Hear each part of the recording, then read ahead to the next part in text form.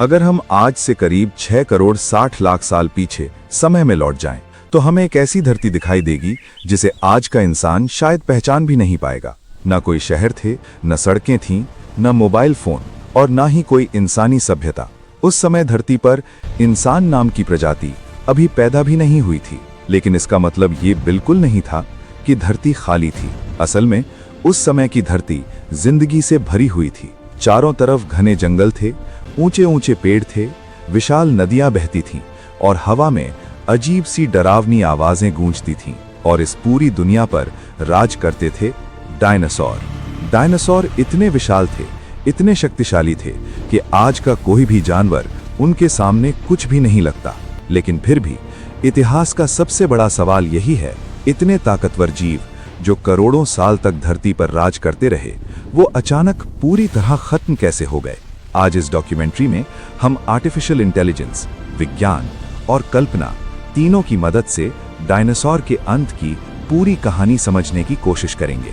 Dinosaur करीब 16 करोड़ साल तक धरती पर मौजूद रहे। सोचिए, इंसान की पूरी इतिहास सिर्फ 2 से 3 लाख साल पुरानी है, जबकि डायनासोर करोड़ों साल तक धरती के सबसे ताकतवर जीव बने रहे।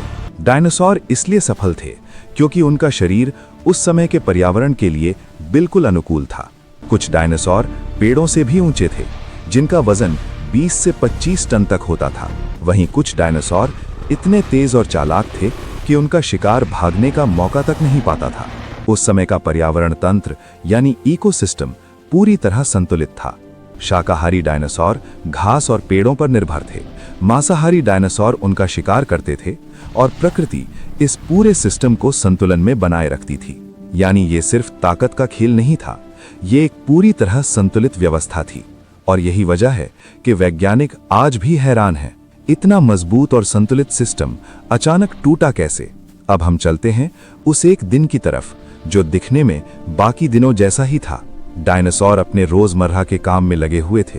कुछ शिकार कर रहे थे, कुछ आराम कर रहे थे और कुछ अपने बच्चों की देखभाल कर रहे थे। तभी आसमान में एक चमक दिखाई देती है। पहले तो कोई उस पर ध्यान नहीं देता, वो चमक किसी साधारण तारे जैसी लगती है। लेकिन धीरे धीरे वो चमक तेज होती जाती है। वो कोई साधारण उल्का नहीं थी, वो था धरती के इतिहास का सबसे खतरनाक एस्टेरॉयड। उसका आकार करीब 10 से 12 किलोमीटर था और उसकी रफ्तार लगभग 20 किलोमीटर प्रति सेकंड थी। यानी जो होने वाला था उसे कोई नहीं रोक सकता था। और फिर वो पल आता है जिसने सब कुछ बदल दिया। एस्टेरॉयड सीधे धरती से टकराता है।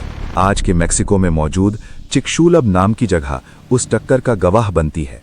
इस टक्कर की ताकत अरबों परमाणु बमों के बराबर थी। 1000 किलोमीटर तक सब कुछ जल गया। समुद्र में पहाड़ों से भी ऊंची सुनामी उठी। आसमान से आग बरसने लगी। जो डायनासोर सीधे टक्कर से नहीं मरे, वो भी सुरक्षित नहीं थे। धरती एक जलते हुए गोले में बदल चुकी थी। लेकिन असली तबाही इसके बाद शुरू हुई। एस्टेरॉयड की टक्कर से धूल, आग और धुआं पूरे आसमान में फैल गया। सूरज की रोशनी धरती तक पहुंचना लगभग बंद हो गई।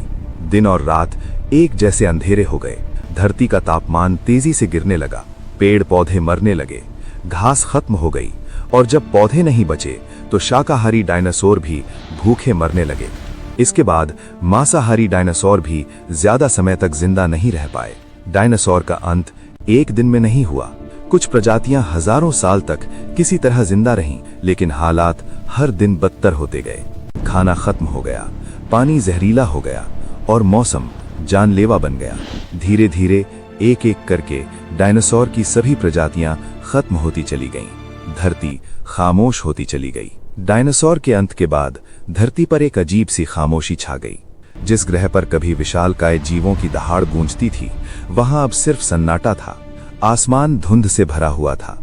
सूरज की रोशनी कमजोर पड़ चुकी थी और जमीन पर जीवन लगभग समाप्त हो चुका था। लाखों सालों तक धरती ने सिर्फ विनाश को सहा। पेड़ जले हुए थे, नदियां सूख चुकी थीं और हवा में मौत की गंध थी। ऐसा लग रहा था जैसे ये ग्रह अब कभी जिंदा नहीं होगा। लेकिन धरती का इतिहास यही बताता है कि वो कभी हार नहीं मानती। विनाश के बाद वो हमेशा खुद को दोबारा बनाती है। धीरे धीरे समय बदला। आसमान साफ होने लगा, बारिश हुई, जली हुई जमीन पर फिर से हरियाली उगने लगी। डायनासोर के जाने से धरती पर जगह खाली हो चुकी थी। अब वो जीव जो कभी छाया में रहते थे आगे आने लगे। ये थे स्तनधारी जीव।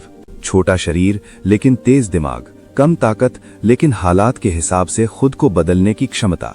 यही क्षमता आगे चलकर इंसान की सबसे बड़ी ताकत बनी। लाखों साल बीतते गए। कुछ स्तनधारी पेड़ों पर रहने लगे। उनके हाथ मजबूत होने लगे, उंगलियां पकड़ने लायक बनने लगीं, आंखें सामने की ओर आईं ताकि दूरी और गहराई को समझा जा सके। लेकिन सबसे बड़ा बदलाव उनके दिमाग में हो रहा था।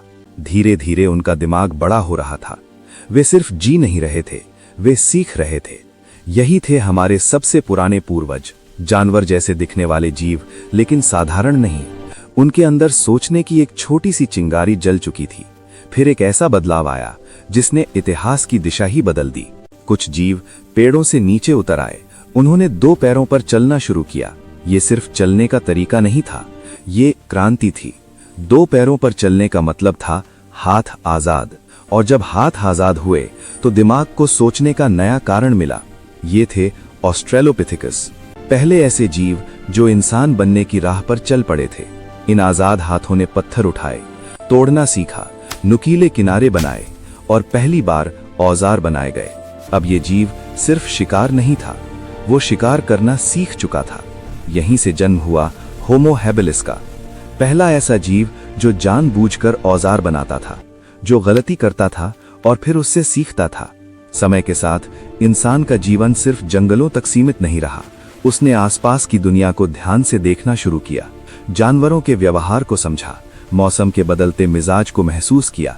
वो ये जानने लगा कि बारिश कब आती है, ठंड कब बढ़ती है और गर्मी कब जानलेवा बन जाती है। धीरे धीरे इंसान ने प्रकृति से लड़ना नहीं बल्कि उसके साथ चलना सीख लिया। उसने बेहतर औजार बनाए, नुकीले भाले, तेज धार वाले चाकू। अब शिकार आसान होने लगा, खाना सुरक्षित होने लगा और जीवन थोड़ा स्थिर होने लगा। इसी स्थिरता ने इंसान को सोचने का समय दिया और जब सोचने का समय मिला तो सवाल पैदा हुए, मैं कौन हूं? मेरे जैसे और लोग कौन हैं? हम सब एक साथ क्यों रहते हैं? यहीं से समाज की शुरुआत हुई। छोटे छोटे समूह बने, परिवार बने, अनुभव ज्ञान में बदलने लगा। फिर एक दिन किसी तरह आग इंसान के हाथ लग गई और उसी आग ने सब कुछ बदल दिया। आग ने अंधेरे से आजादी दी, ठंड से बचाया, जंगली जानवरों से सुरक्षा दी। आग के चारों ओर लोग इकट्ठा होने लगे और यहीं से कहानियां जन्म लेने लगीं। सोच, भाषा, भावनाएं। इंसान अब सिर्फ एक जीव नहीं था, वो एक सोचने वाला प्राणी बन चुका था। डायनासोर ताकतवर थे लेकिन वो सवाल नहीं पूछ सकते थे। इंसान कमजोर था लेकिन वो सीख सकता था और बदल सकता था। आज की आधुनिक दुनिया, शहर, तकनीक और आर्टिफिशियल इंटेलिजेंस इसी लंबी यात्रा का नतीजा है। लेकिन हर ताकत के साथ एक खतरा भी आता है। धरती पहले भी ताकतवर जीवों का अंत देख चुकी है, अब वो इंसान को देख रही है। और इस बार फैसला सिर्फ विकास का नहीं बल्कि अस्तित्व का है।